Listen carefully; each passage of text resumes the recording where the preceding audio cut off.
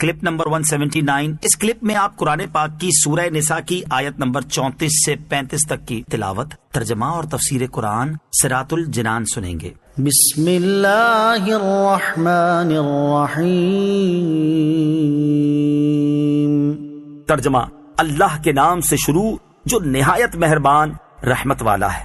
الرجال قوامون على النساء بما فضل الله بعضهم على بعض وبما أنفقوا من أموالهم فالصالحات قانتات حافظات للغيب بما حفظ الله واللاتي تخافون نشوزهن فعظوهن واهجروهن في المضاجع واضربوهن فَإِنْ أَطَعْنَكُمْ فَلَا تَبْغُوا عَلَيْهِنَّ سَبِيلًا إِنَّ اللَّهَ كَانَ عَلِيًّا كَبِيرًا۔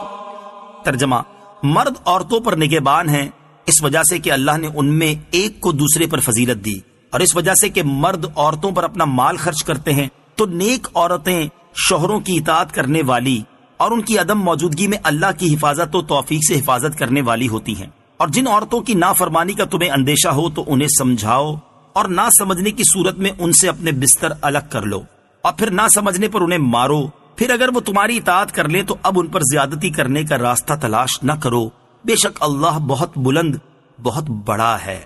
الرجال قوامون على النساء، مرد عورتوں پر نگہبان ہیں۔ عورت کی ضروریات، اس کی حفاظت، اسے ادب سکھانے اور دیگر کئی امور میں مرد کو عورت پر تسلط حاصل ہے۔ گویا کہ عورت رعایا اور مرد بادشاہ، اس لیے عورت پر مرد کی اطاعت لازم ہے۔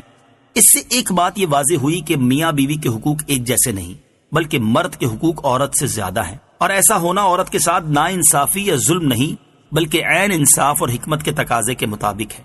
شان نزول، حضرت سعد بن ربیع رضی اللہ تعالیٰ عنہ نے اپنی بیوی حبیبہ کو کسی خطا پر ایک تماچا مارا جس سے ان کے چہرے پر نشان پڑ گیا۔ یہ اپنے والد کے ساتھ حضور سید المرسلین صلی اللہ علیہ وسلم کی بارگاہ میں اپنے شوہر کی شکایت کرنے حاضر ہوئیں۔ سرکار دو عالم علیہ الصلوۃ والسلام نے قصاص لینے کا حکم فرمایا۔ تب یہ آیت نازل ہوئی تو آپ علیہ الصلوۃ والسلام نے قصاص لینے سے منع فرما دیا، لیکن یہ یاد رہے کہ عورت کو ایسا مارنا ناجائز ہے۔ بما فضل اللہ بعضهم على بعض، اس وجہ سے کہ اللہ نے ان میں ایک کو دوسرے پر فضیلت دی۔ مرد کو عورت پر جو حکمرانی عطا ہوئی اس کی ایک وجہ یہ ہے کہ رب تعالی نے مرد کو عورت پر فضیلت بخشی ہے۔ فالصالحات، نیک عورتیں، نیک اور پارسا عورتوں کے اوصاف بیان فرمائے جا رہے ہیں کہ جب ان کے شوہر موجود ہوں تو ان کی اطاعت کرتی اور ان کے حقوق کی ادائیگی میں مصروف رہتی اور شوہر کی نافرمانی سے بچتی ہیں، اور جب موجود نہ ہو تو اللہ تعالیٰ کے فضل سے ان کے مال اور عزت کی حفاظت کرتی ہیں۔ واللاتی تخافون نشوزہن، اور جن عورتوں کی نافرمانی کا تمہیں ڈر ہو۔ اس آیت میں نافرمان عورت کی اصلاح کا طریقہ بڑے احسن پیرائے میں بیان فرمایا گیا ہے۔ فَإِنْ أَطَعْنَكُمْ، پھر اگر وہ تمہاری اطاعت کر لیں، یعنی جب گناہ کے بعد توبہ کرنے کی صورت میں اللہ تعالیٰ تمہاری توبہ قبول فرما لیتا ہے تو تمہیں بھی چاہیے کہ تمہاری زیر دست عورت جب قصور کرنے کے بعد معافی طلب کرے اور نافرمانی چھوڑ کر اطاعت گزار بن جائے تو اس کی معذرت قبول کر لو اور توبہ کے بعد اسے تنگ نہ کرو۔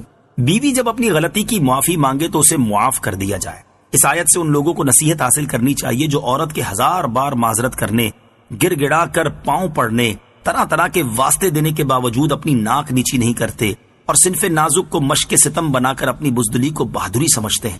اللہ تعالیٰ ان بہادروں کو عاجزی اور سمجھنے کی توفیق عطا فرمائے۔ وَإِنْ خِفْتُمْ شِقَاقَ بَيْنِهِمَا فَابْعَثُوا حَكَمًا مِّنْ أَهْلِهِ وَحَكَمًا مِّنْ أَهْلِهَا إِن يُرِيدَا إِصْلَاحًا يُوَفِّقِ اللَّهُ بَيْنَهُمَا ان اللہ کان علیما خبیرا۔ ترجمہ: اور اگر تم کو میاں بیوی کے جھگڑے کا خوف ہو تو ایک منصف مرد کے گھر والوں کی طرف سے بھیجو اور ایک منصف عورت کے گھر والوں کی طرف سے بھیجو، یہ دونوں اگر صلح کرانا چاہیں گے تو اللہ ان کے درمیان اتفاق پیدا کر دے گا، بے شک اللہ خوب جاننے والا خبردار ہے۔ وَإِنْ خِفْتُمْ شِقَاقَ بَيْنِهِمَا، اور اگر تم کو میاں بیوی کے جھگڑے کا خوف ہو، جب بیوی کو سمجھانے، الگ رکھنے اور مارنے کے باوجود اصلاح کی صورت نہ بن رہی ہو تو نہ مرد طلاق دینے میں جلدی کرے، نہ عورت خلا کے مطالبے پر اصرار کرے، بلکہ دونوں کے خاندان کے خاص قریبی رشتہ داروں میں سے ایک ایک شخص کو منصف مقرر کر لیا جائے۔